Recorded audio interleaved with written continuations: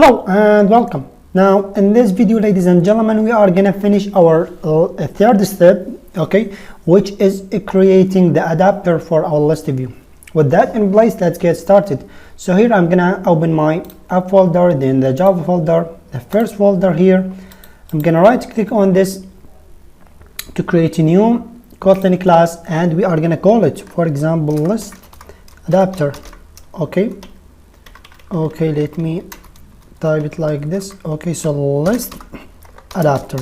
Okay, ladies and gentlemen, I'm gonna click on OK, and Android Studio will create that file for us. Now, ladies and gentlemen, we need to create everything from scratch, because as you can see, it's empty. We cannot now work with this directly. What I'm gonna do, I'm gonna create class. Okay, the name should be here the same file name, so list adapter in this case. And here we need to create two variables, okay, for this class. The first one is the context, and the second one is our data. Okay, so for the first one, I'm gonna call it context. It's type context. Okay, so just type it like this, and we are creating a context if we need it later on. And the second one, as I said, is the data of our list. I'm gonna name it data. The type of it should be an array list. Okay, and the array list should hold the type of our custom class that we have.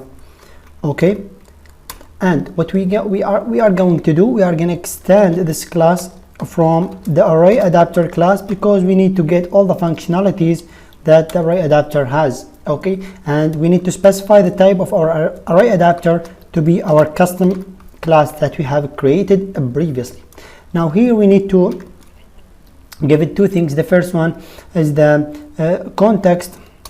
Okay, I'm gonna just type context, the variable, okay, that we have created. And the second one is actually something that Android Studio required. Okay, we haven't created ourselves, but it's required, so we need to pass the resources, in this case 0. Okay, the second thing that we need to specify that we have created ourselves is the data. Okay, here we have the data. Okay, ladies and gentlemen, now what we are going to do, it's time for us to add our code right here.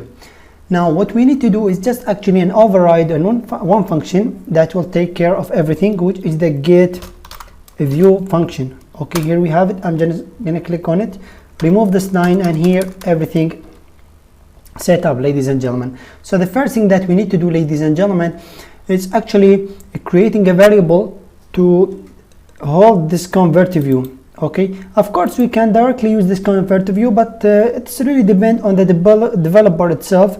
Okay, so if he want to use this convert view or create a variable, for example, let's call it item view, it's equal to the convert view. Okay, so you can either directly use this convert view, or you can create a variable that hold the value of the convert view and refer to that variable. Now I'm gonna go with this, okay, because it's more clear for me.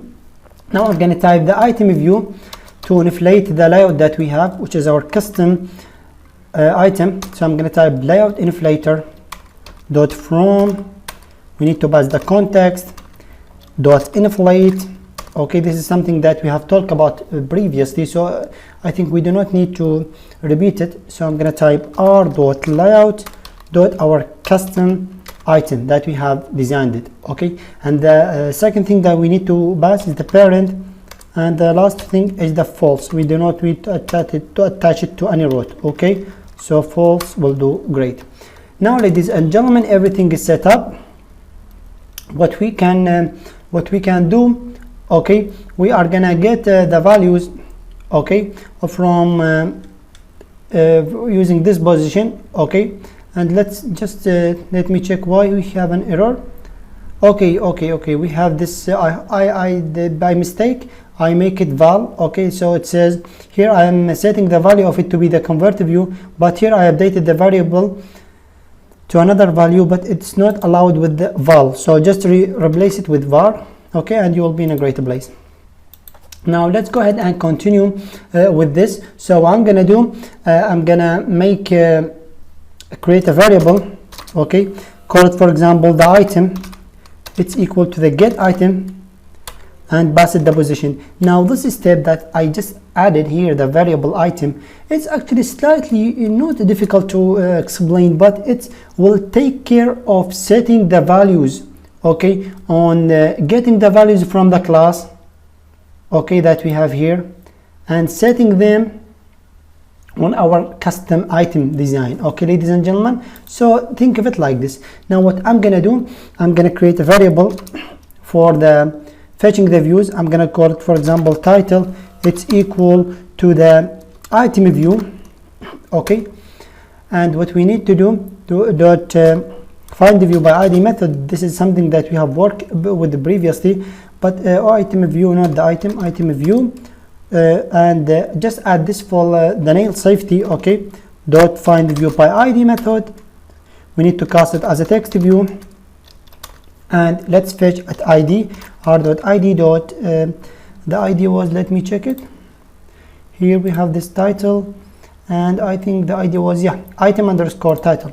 So I'm gonna type item underscore title, okay, and what I'm gonna do, I'm gonna set a text on it. So I'm gonna type title, which is the text view, and we need to set a text on it. So I'm gonna type dot text, it's equal to the item, okay, and we need to add the nail safety. Maybe the object will be null or it does not have any value, so just add this the double exclamation mark, and dot item dot we have this item title, which is the variable that we have here in our class.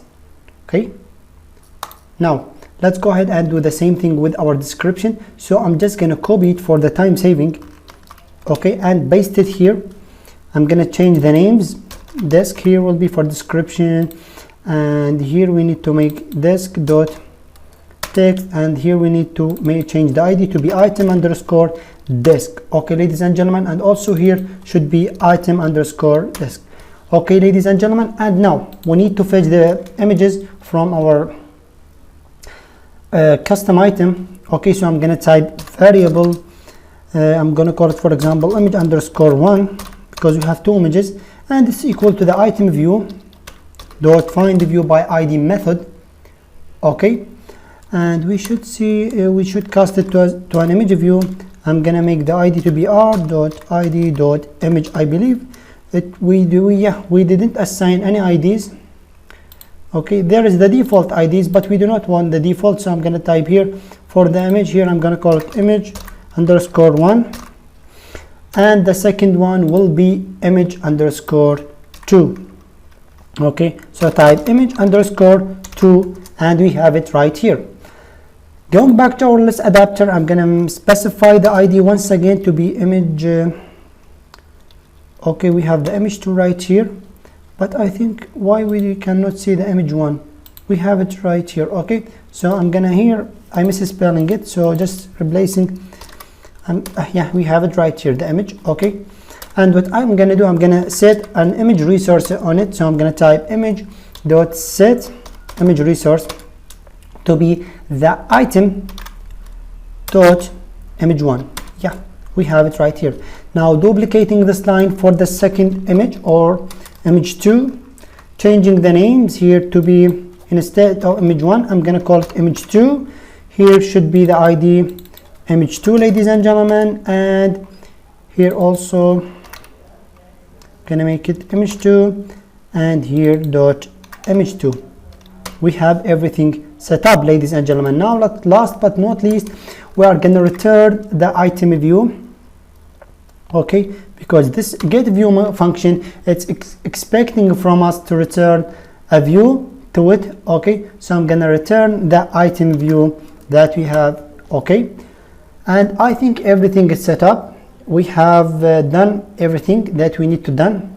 Okay, everything that we have created our adapter, and hopefully guys, with the second project you get familiar more with the adapter. Okay, because I have created this the second section just specifically for understanding the adapter. Okay, so hope you guys get the idea, and thank you guys so much for watching. We are gonna finish the fourth step in the next video.